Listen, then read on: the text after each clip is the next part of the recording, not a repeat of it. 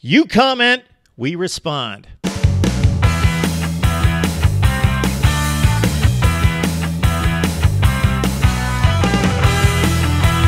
Mark Rogers TV, the voice of college football, looking over the comments for 2019. This is March 15th, and we have already received, just here in 2019, over 15,000 comments to Mark Rogers TV, the voice of college football. So thank you. It's your engagement, you hitting the like button, you commenting to the videos, you sharing the videos, getting those videos out there to people that don't know about us, sharing that college football content, and then also, of course, subscribing to the channel that drives it, builds it, and allows us to continue to deliver the best in discussion, debate, and analysis right here at Mark Rogers TV, the voice of college football. I am going to be responding to comments over the past couple months that deal with Miami football, and I'll be back to comment on other teams and respond. So if you're a fan of another team, kick back, don't worry, and I will be responding to your team as well. Let's get to the Miami comments right now. And we have to start out the segment by paying homage to the great George, who supplies us with the most comments here at Mark Rogers TV, the voice of college football. George is a Gators fan, so Miami fans, buckle up, take the hit here, listen up, and then you can respond, of course, to George. George supplies not just the most comments, but probably the most hilarity here in dealing with college football and his skewed opinion of what's going on. George has made a zillion comments. I just point out a few here where he says Miami has a lot of good players. Also says Florida is going to embarrass Miami, and Miami has a lot of good players, so that's going to be a real humbling experience. George also letting us know that I have spoken to the Gator locker room, and they said they ain't worried about SHYT. And then George is calling for all of us to take a moment of silence for Miami, please. Juan Betancourt chiming in 6 days ago on one of our Miami selections. And basically the first sentence I can cleanly interpret and respond to. And then after that, it's just a sheer hilarity and comedy that just kind of spews forth, and it just speaks for itself. So Juan tells us, I can't believe that Miami lost to Wisconsin 3 consecutive times in a bowl by a combined 50 or so points. 35-3, 34-24, then it was like 42 to something. Yeah, he's pretty much on the mark there with 50 points.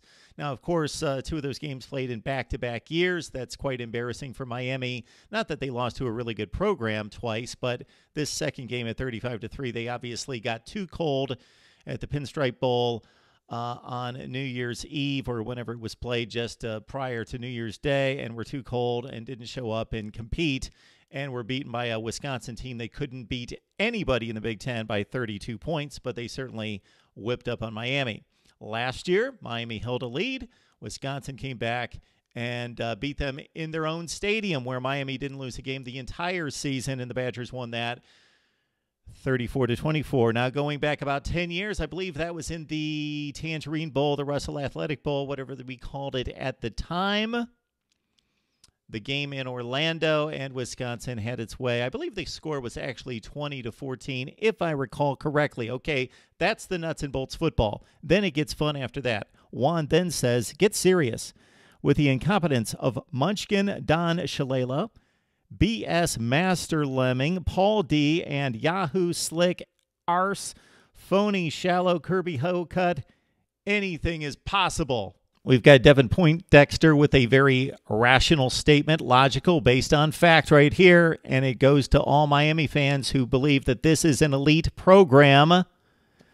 How Miami ain't ever win in the ACC. How can they be the cream if they lose to Duke in football, which they did, of course, last season, in addition to losing 4 games in the ACC. Miami's been a marginal program in the ACC Coastal Division. They won the division one time in 2017. Otherwise, we see what Miami has done, or actually what they've failed to do. They have been a top 30 to 35 program since the early 2000s. That is the truth. Those are the facts. That is the bottom line of Miami football, and it's been going on for a long, long time.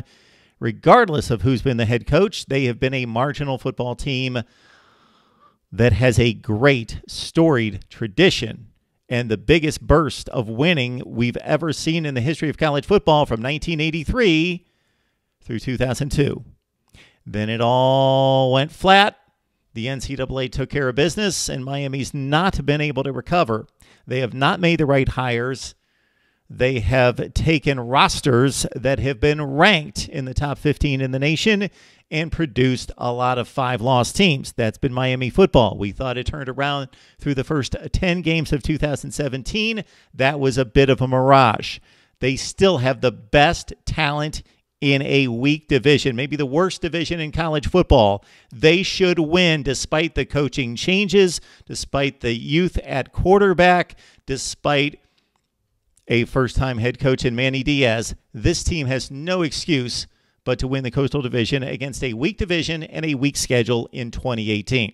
We appreciate Timba Wolf supplying us with a ton of comments, not just on Miami, but all of college football across the board. Timba Wolf chiming in on our video in which we compared Florida State and Miami in terms of a spring football analysis right here. Timba letting us know our quarterback, meaning Florida State, whether he is good or bad, started 13 games already. James Blackman.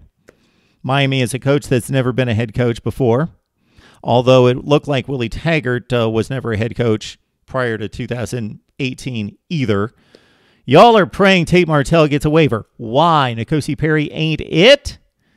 Tate isn't any better. Now, Timba, how do you know Tate Martel's not any better than N'Kosi Perry? And how do you know that N'Kosi Perry will not improve like most quarterbacks do between his freshman and his sophomore season? So N'Kosi Perry is a very talented player. The jury is still out on his production, especially considering the prehistoric offense that he had to run, getting yanked back and forth from the sideline and the bench, on the field, back and forth. Is he starting, not starting? He came into the game, he gets yanked, back and forth. More stability at the head coaching position and more commitment to him is going to make Perry better this season. Also, Tate Martell could be a really good quarterback in the future. We have yet to see that. He definitely has the ceiling. Timba says, overrated and runs from competitors. He went to Miami thinking he would meet the least resistance to getting on the field, not because he's a diehard Miami lover. He will transfer again if he doesn't get to play.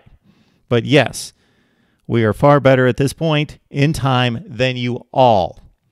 Florida State 5-7 only played 2 good games last season. That would be against Wake Forest and winning by 3 touchdowns and beating Boston College by 1 point at home. Otherwise, 10 awful performances from Florida State. Miami, a lot of bad and uneven performances against inferior talent, but they did beat Pitt by 3 touchdowns. They did win some other decent games against some decent competition, like Toledo. And they actually won the head-to-head, of course, in losing by 20 points, coming back to beat Florida State by 1 point. So no Florida State fan has much to say about Miami football right now in losing 2 consecutive times and in only winning 5 games while Miami won 7 last season. So, yes, we can say all we want about what's going to happen in the future, but for right now, Willie Taggart needs to show us that he can handle a Florida State program. He has made a wreck out of the offense, and possibly Ed Briles can fix that. And he only won 5 games last year, and his team looked ill-prepared for anybody. This show is getting better and better. Willie Dixon, thank you. Steve B. writes in, blind homerism taken to a whole new level, talking about Cam Underwood from State of the U. Until their production matches their talent on paper, no one is taking Miami seriously. Same song, different year. Okay? Partial truth and facts there for Steve. Then he gets his response to Cam's take on Miami football and football status. Currently wrong. Okay, Steve, you're right. Miami continues to claim to be elite. They are not. Okay. They haven't been elite since they stepped off the field in 2003. All right. They do have the best talent on paper. They have only converted that to a division championship once. So since Virginia Tech had arguably the best talent in the division going back close to 10 years, Miami has been the team with the best team on paper. That's not even debatable. Look at the recruiting rankings, what we know of the talent moving on to the NFL. They have had the best talent. The best talent doesn't always win. Miami's been proof of that. All right. So in regards to your take that it's same song, different year, until Miami proves you wrong, absolutely, Steve. You are right on the mark. In terms of Cam's blind homerism, I don't see it at all. I have a conversation with this guy right here every week, and he cuts it about as straight as you possibly can for a fan and alum of the university. Got to take that into consideration. You're always going to have an automatic bias for the team that you love, and especially if you've got ties to them from going to school there and graduating there. Over the past several weeks, we've done a number of videos in which we have looked at recruiting rankings and how they have translated to on-the-field success and results. Damien Hernandez is responding to one of our videos concerning Miami's recruiting rankings and competing for the ACC championship. He says, I did my own blue chip ratio calculation. The ratio would be 51% for Miami in terms of blue chip recruits. He doesn't define that. I believe that's 4 and 5 stars, with 80 total players, including all the transfers. Title contenders. Now, you got to define that for us, Damien. Title contenders are usually in the 58 to 62% range. Miami still has a way to go, but the talent gap is closing for them. I would say that there's no question that based on the recruiting rankings, based on the haul of talent that Miami has on the current roster, that they have a top 15 team on the field. But those players have to be developed. The coaches have to do the job in developing the players, inspiring the players, and, of course, game planning against the competition. Miami coaches, by and large, have failed to do that for the last 15 years, and Mark Richt, the most recent example of that in 2018. So the talent gap, I don't necessarily think is closing. I think Miami's always been there in regards to the talent. Yes, Mark Richt had 2 classes that ranked higher than most Miami classes have for quite some time, but of course they dropped back in regards to their recruiting haul for this past season because of Mark Richt failing. Manny Diaz rallied the class, brought in some transfers, and supplemented that talent. Damien's letting us know that they still have a ways to go in terms of competing for championships in the ACC and both nationally, which is pretty much, by and large, the same thing right now with Clemson on the other side of the conference. Miami, yes, has a ways to go, but this talent recruited in the top 10 to 15 in the country should produce 9 to 10 wins. Iron Cross, we love your contribution, love your comments to the channel. You've been watching for quite some time. I'm interested in what you have said right here in response to my video, which was titled, Can Miami Compete for the ACC Championship? And in parentheses, what does that even mean? And you'd have to watch the video to see what I mean in asking that question. Pitt, of course, lost 7 games last year, went 6-2, won the Coastal Division, came within 60 minutes of winning the ACC Championship, but did they truly compete for the ACC title? Okay, back to Iron Cross's comment from a week ago. In response to my question, can Miami win the ACC Championship or compete for the ACC Championship? Iron Cross says no in capital letters. Then he says, everyone is sick of Miami, and you're, meaning me, Mark Rogers TV, the voice of college football, the voice of college football, is perpetuating the problem. I have explained this a number of times. This is my approach to content creation and delivery for you, the viewer, here at the Voice of College Football. I aim to cover all of college football equally, meaning if we started with a fresh slate and started the 2019 season not having any assumptions about who's good and who's not good, I would look at every game exactly the same and every team exactly the same until the cream rose to the top, and then the bottom feeders proved that they're no good. But I would love to cover Kansas just as much as Clemson.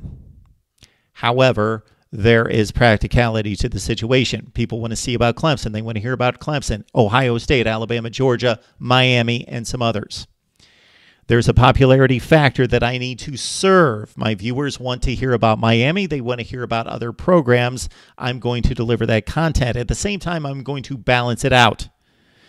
If nobody watches the Washington State videos, but they are 10-0, I am still going to talk Washington State football because my aim and my vision is much bigger than what we currently have.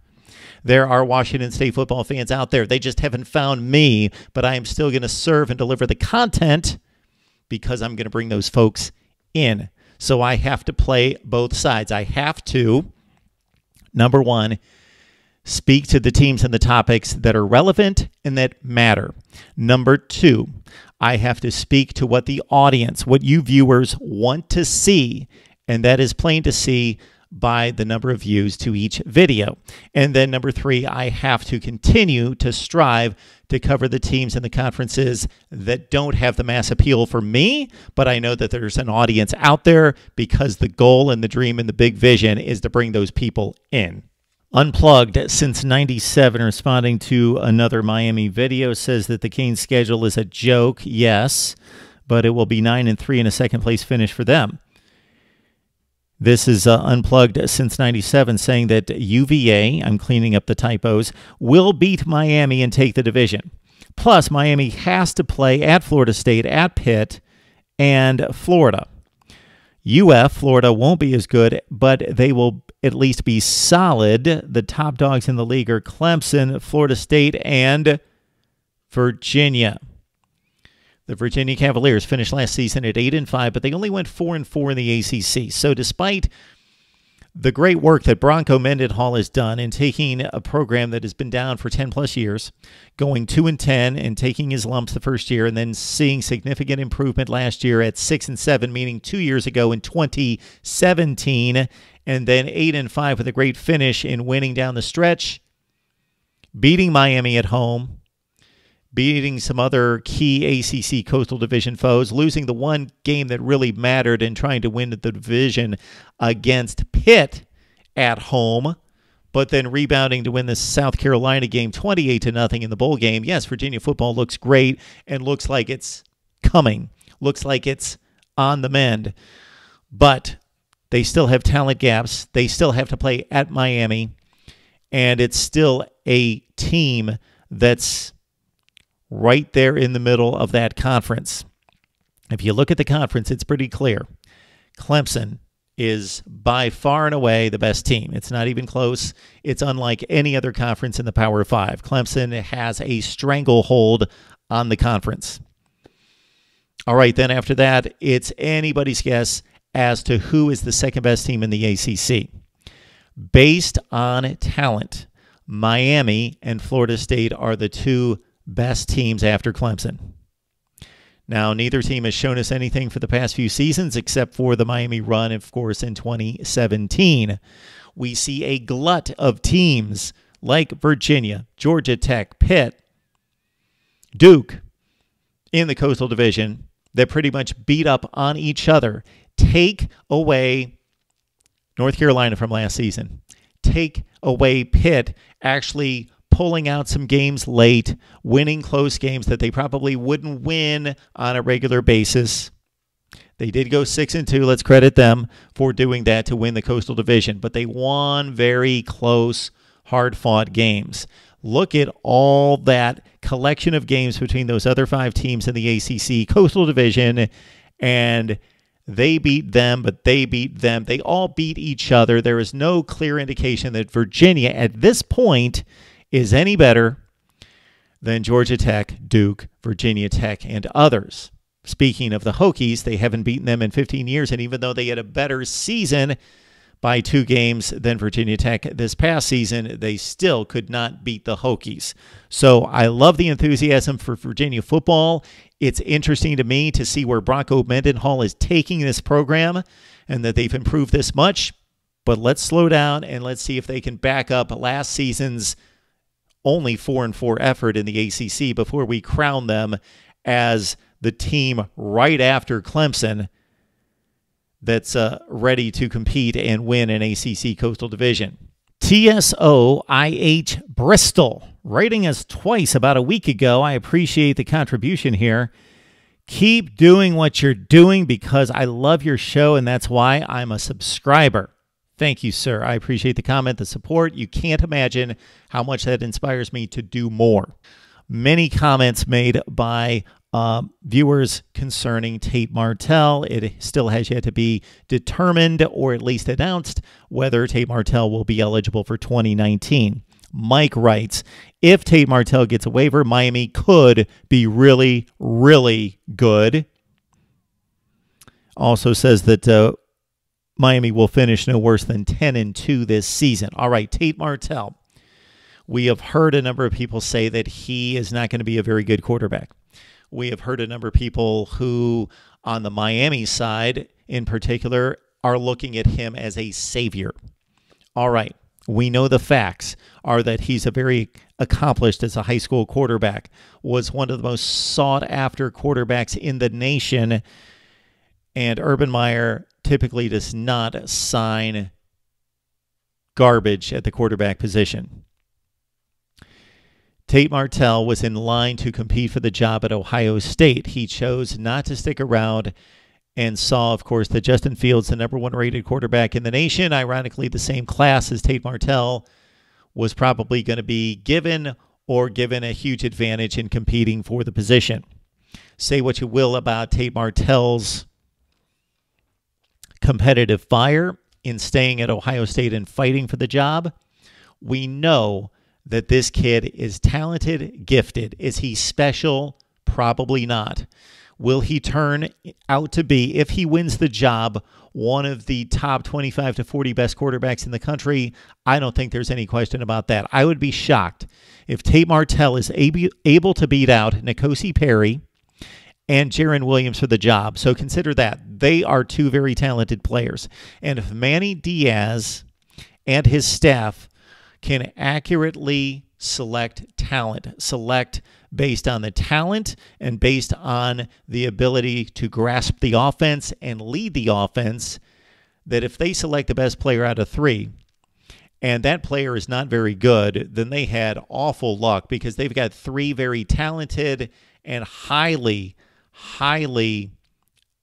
admired players, recruited players, evaluated players at that position in Perry, Martel, and Williams. Therefore, the winner of that job, if the coaches can do their jobs in terms of talent evaluation and fit for the offense and the scheme and the situation, do that properly, then that quarterback who wins that job should be ready to run that offense at a much higher rate than what we've seen over the past few years for Miami. And if that guy is Tate Martel, then he has successfully taken the skills that he has, which are better than average as a passer and near elite as a runner, and he has been able to acclimate himself to campus, to the offense, to the playbook, and been able to perform at a level which allowed him to win the job over 2 talented players. And if that's the case, Tate Martel is going to lead this offense and do a very good job of it in 2019. We so much appreciate your comments to Mark Rogers TV, the voice of college football. You can support the channel a number of ways. Financially, you can do that